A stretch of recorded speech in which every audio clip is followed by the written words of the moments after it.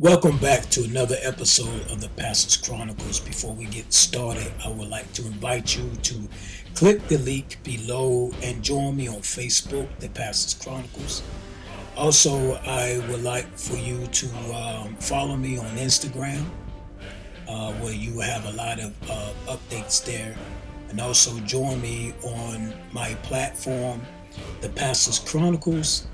And you can subscribe to that too. And also I want you to subscribe to this YouTube channel. Click the bell so you can get updates and whatnot, so you won't. And I'm dropping right now Tuesdays and Thursdays, and so people, please come back. And I usually drop around 5:45 p.m. Eastern Standard Time. Come through and check me out because people are not getting notifications. Upon that note, let's get started with the next part of this chronicle. So we're going to start this chronicle off like this.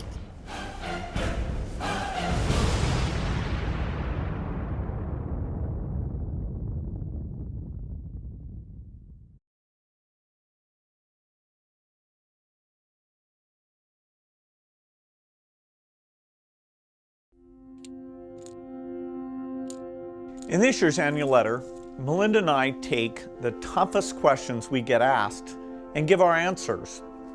One that's come up for a long time is, as we make the world healthier, is the population going to get so big that feeding everybody and maintaining the environment is going to be impossible? Here we can see a chart that looks at the total world population over the last several hundred years. And at first glance, this is a bit scary. We go from less than 1 billion in 1800, and then 3, 4, 5, 6, and 7.4 billion where we are today is happening even faster. So Melinda and I wondered whether providing new medicines and keeping children alive, would that create more of a population problem? What we found out is that as health improves, families choose to have less children. And this effect is very, very dramatic. We find that in every country of the world, this is repeated. The population growth goes down as we improve health. So we've taken that chart that shows the global population growth, and we've actually extended it out all the way to 2100. And we can see that instead of continuing, it actually... Healthy people having fewer children is what Mr. Gates is saying here. This is a solution to make the world healthier. And by making the world healthier, this will cause a reduction in the population. Man, what kind of crack will we be smoking if we believe such a thing like this, people? Fewer children, said the very healthy man with 3 children. It seems to me that we are, quote unquote, adopting the China method. Did God, the Creator, put this guy in charge of controlling the population of this realm? Someone said, and it makes a lot of sense, someone said that people choose to have fewer children because of financial hardship. How come this didn't get involved in this video? Matter of fact, this is a lie from him. And the elites will not have him save the world. If the world gets healthier, that means that people will live longer. They don't want people to live longer. They need people to die. Do you understand?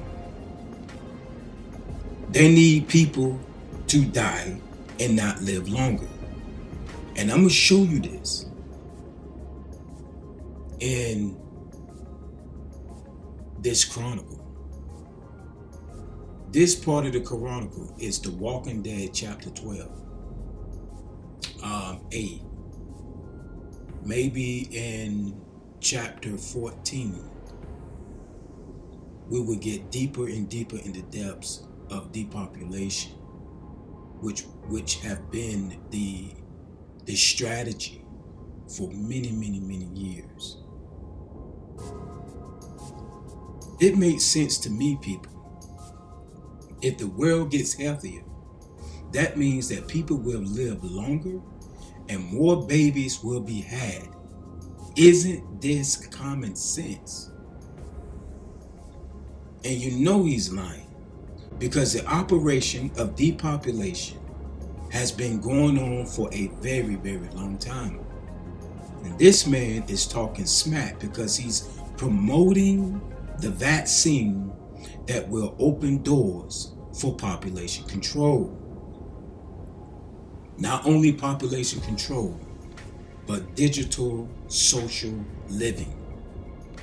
We are all in for a surprise, people. But the Word of God revealed it all.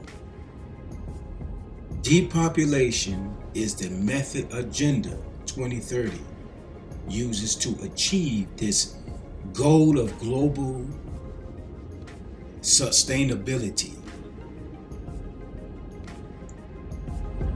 Welcome to The Walking Dead COVID-19 Chronicle.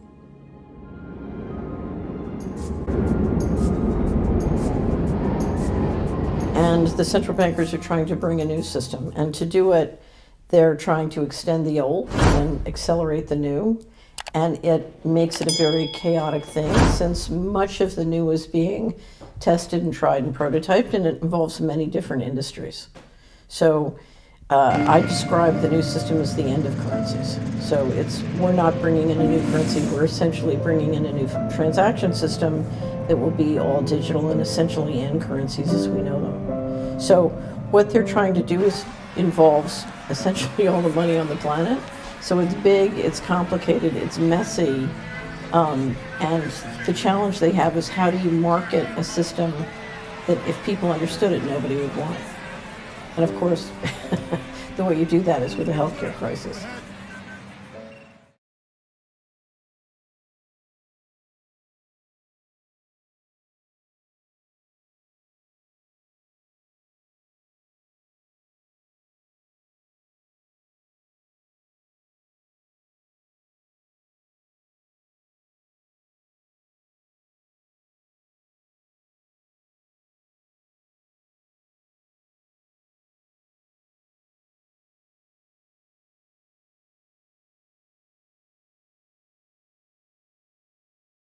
Bill Gates, welcome to the Daily Social Distancing Show. It's great to be on. Let's jump straight into the first question that everybody would want me to ask. You delivered a TED Talk where you predicted pretty much what is happening now.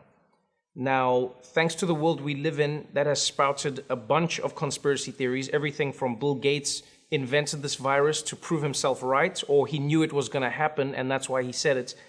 Was that TED Talk about this virus, or was that a hypothetical that has now come true? Well, I didn't know specifically that it'd be coronavirus and that it would hit in late 2019. But the goal of the talk was to encourage governments to make the investments so we could respond very quickly and keep the case numbers very, very low. And so sadly, this is not a case where I feel like, hey, I told you so.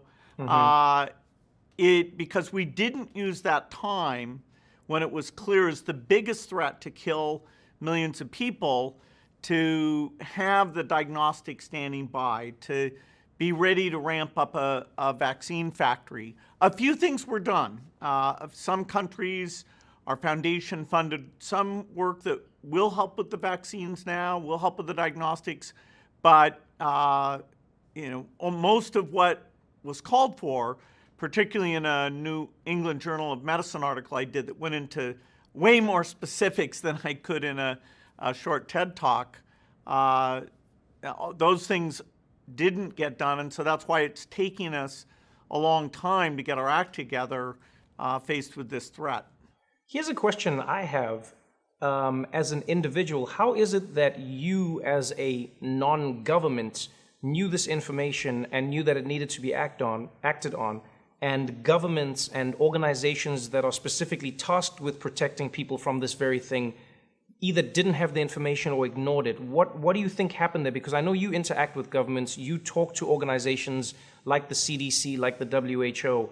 What went wrong? Of course, on social media, especially on bigger channels like YouTube channels, people gonna create articles, and also we're gonna touch on that hopefully in this part A of chapter 12, Walking Dead Chronicle. We will touch on, certain paid people who's working with the agenda to actually protect the name and the work that these puppets are doing for this depopulation agenda.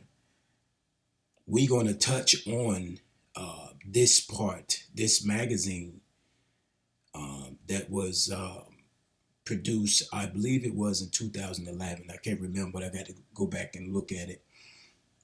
But I do want to say this, people, that when the devil, and I love going back to Adam and Eve, and if you follow my Chronicles strongly, I always touch on that because that's where it all started from, people. Everything, you can even go as far as in the spiritual sense of a virus that attacked the human race, because if you think about sin actually infiltrated the mind of Eve and then conquered Adam and then conquered this world. Everything, religion, sickness, everything started in the Garden of Eden. And you had the serpent people. The serpent beguiled Eve because he said basically that what God said was nonsense. God said the day you eat from the forbidden tree, that day you will die. So, and you can imagine when she touched or had the fruit in her hand, it was as though she was like, well, wow, I thought God said the day I, touch the fruit and eat the fruit, I would die. And nothing happened. So that just gave her a little stronger will to go forward with being a goddess. Eve began to tell the serpent that, listen, if I eat of this, if I bite of this fruit, you know what I'm saying, I'm going to die. He said, no, you're not going to die. That's what he told her. So if you look at the serpent seed, this is exactly what they're doing today. They saying, no, we're not trying to kill people. No, we're not trying to do things. We're trying to save the world. This is exactly what they're going to do. They're going to combat the very truth that we produce. But guess what? What they fail to realize, and what the door that's open. Remember what the Lord said. The Lord said he will open doors that no man can open, and he will close doors that no man can close. So one thing about it is this: God has opened up doors by showing us the universal satanic Bible from the synagogues of Satan, or the dragon brotherhood, and that comes through movies, which are considered predictive programming. So, Chronicle Nation, bear with me as I point out the obvious, to argue many points and to show you certain things in the Bible. One thing that you're going, like I just said, you're going to realize that the serpent, when it deceived Eve, it came with a piece or certain quote unquote logic information to where he gained her trust to rebel against God.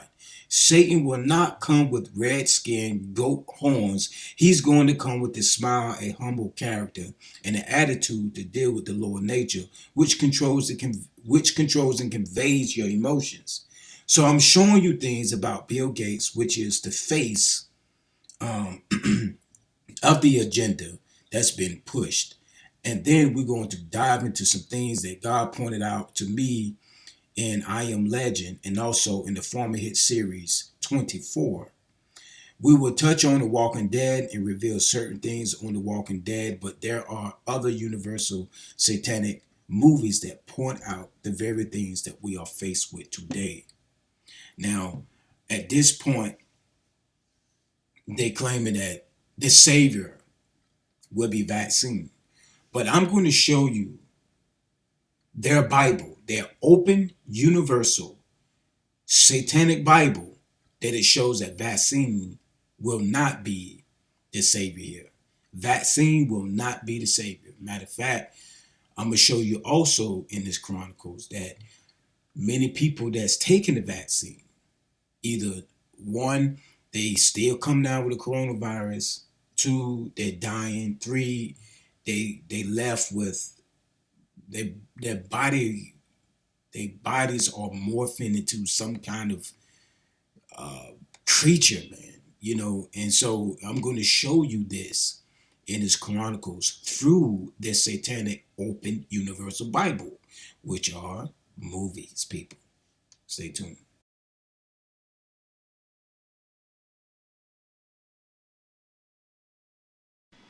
The world of medicine has seen its share of miracle cures, from the polio vaccine to heart transplants, but all past achievements may pale in comparison to the work of Dr. Alice Crippen. Thank you so much for joining us this morning. Not at all. So, Dr. Crippen, give it to me in a nutshell. Well, the premise is quite simple. Take something designed by nature and reprogram it to make it work for the body rather than against it. You're talking about a virus. Indeed, yes, in this case, the measles virus, which has been engineered at a genetic level to be helpful rather than harmful. And I find the best way to describe it is if you can imagine your body as a highway and you picture the virus as a very fast car being driven by a very bad man, imagine the damage that car could cause.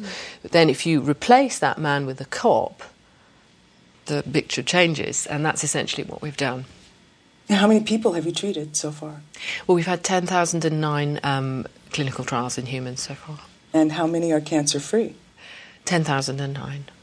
So you have actually cured cancer? Yes. Yes, we have.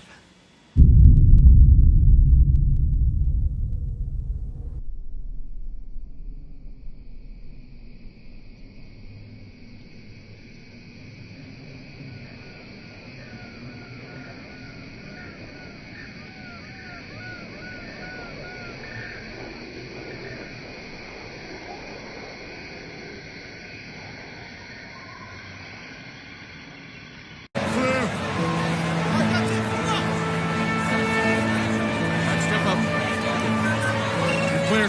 Next. Let's go. No good.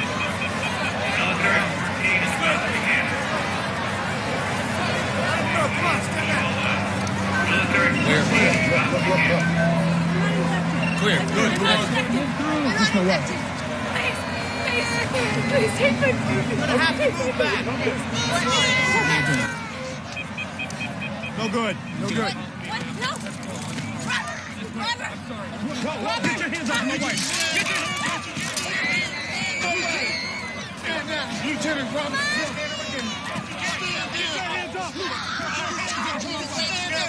Scan her again. Stand down. Stand down, soldier. Stand down. I am Lieutenant Colonel Robert Neville. I'm ordering you to scan her again. Scan her again. All right, scan her again. It's clear. It's clear. Move through. Again, I want you to understand the logic behind this satanic, universal, open Bible.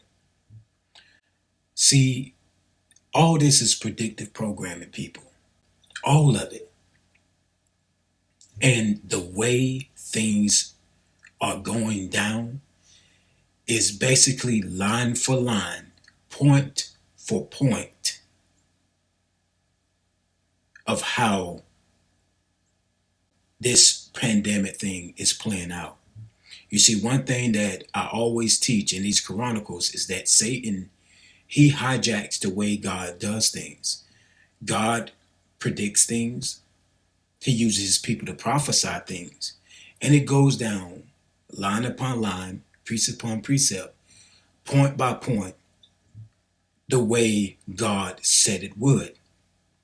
So Lucifer, who's trying to be God or want to worship to be God, he's doing the same thing, and he's using his puppets to do what he bids them to do. It makes sense to reveal to you before we go deeper and deeper in this Chronicles, Walking Dead chapter 12. It makes perfect sense to reveal to you about predictive programming.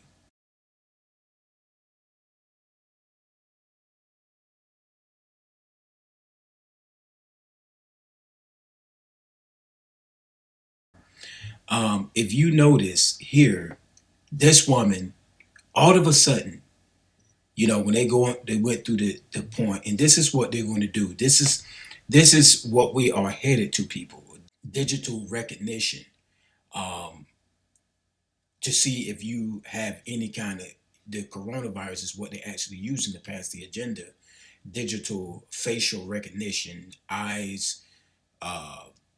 If you see it today, they actually even doing it. Like when I go to Fitness Connection, or when I go into any construction site, or in certain areas and places, they will put something to your forehead to recognize or to denote if you have some type of fever. And this, people, is a form of predictive programming, which is preparing the people for this, what you see here, looking into some kind of go through a machine, or putting your eyes or face or hands or somewhat through some type of machine, and it actually reveal who you are, or if you sick, or if you have a fever, whatever. But in a sense, people, it does not work. Right here, they showing you, and they telling their elites, their puppets, and those that sold their soul, that this is what's going to happen.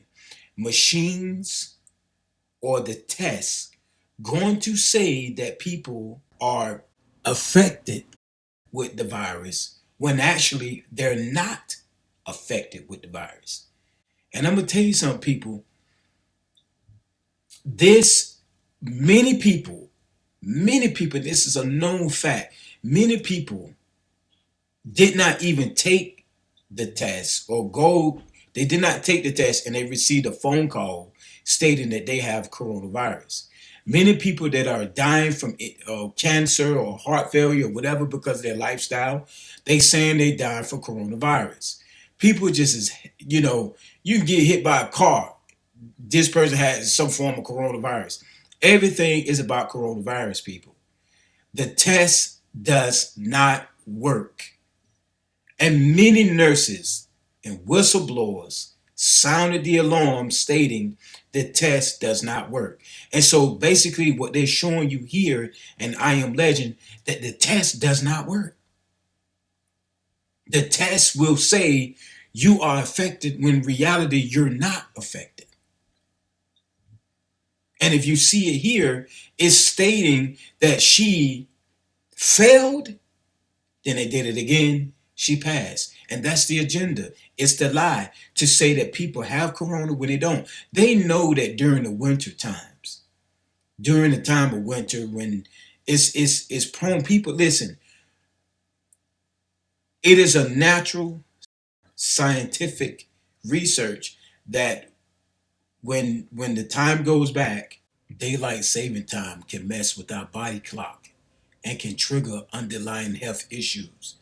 Daylight saving time has long-term negative effects on our health. And November the 1st, we will turn our clocks back an hour to end daylight saving time, while the fall back technically equates to a potential extra hour of sleep. The reset isn't so easy for our internal clocks, also known as our circadian rhythm. In fact, this twice a year desynchronization clocks has been linked into increased health risks such as depression, obesity, heart attack, cancer, and even car accidents. Every cell in our body keeps track of the time, and changes in daily patterns can trigger stress in our brains and cause sleep deprivation, disorientation, and memory loss. It can also lead to difficulties with learning, social interaction, and overall functioning.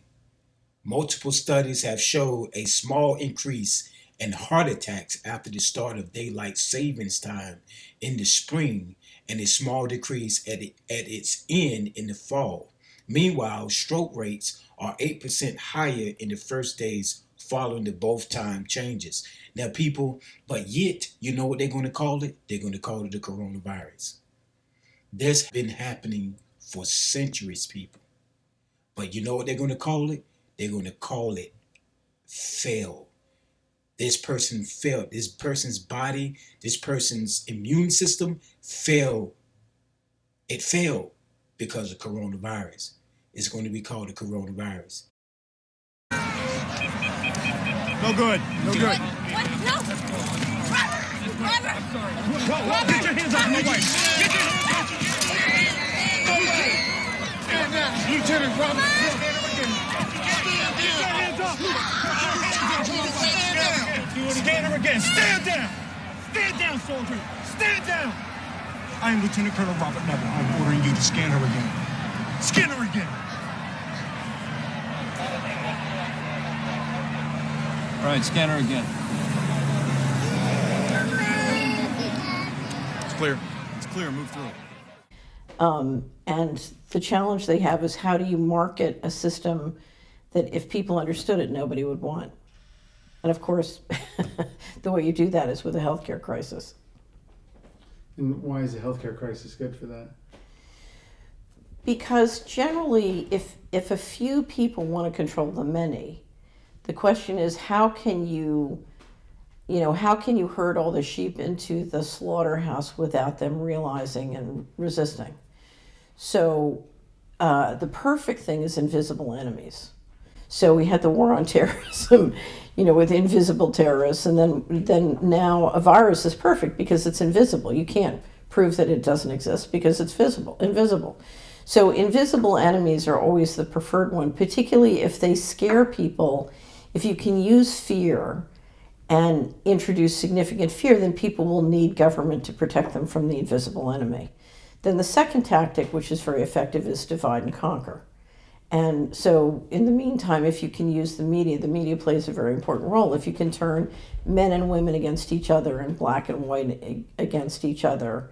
And one of the reasons you import a lot of immigrants into Europe is turn the general population against the immigrants, and then you need government to be in the middle. And so these are all, whether it's divide and tactic or invisible enemies, these are all ways to institute fear and get people to go along with things.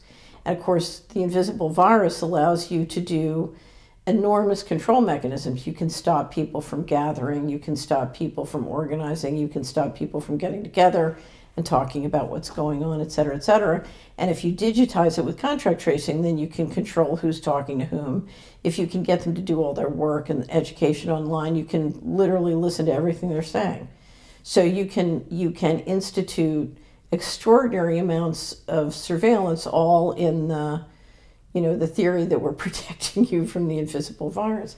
It's very clever, and as you can see, it's working with many people, not everybody, but many people. So to me, a lot, and I don't want to underestimate the ability of the leadership to introduce pathogens that will kill people, and I don't want to suggest that people aren't getting sick, but essentially, what you're trying to do is you're trying to get people to buy into a solution before they see where it's ultimately going to go. Because you're talking about a transaction system that is no longer a currency, it's a control system. So it's like a credit at the company store. If every central bank comes out with a digital central bank currency, they have the ability to turn your money on and off. So if you don't behave,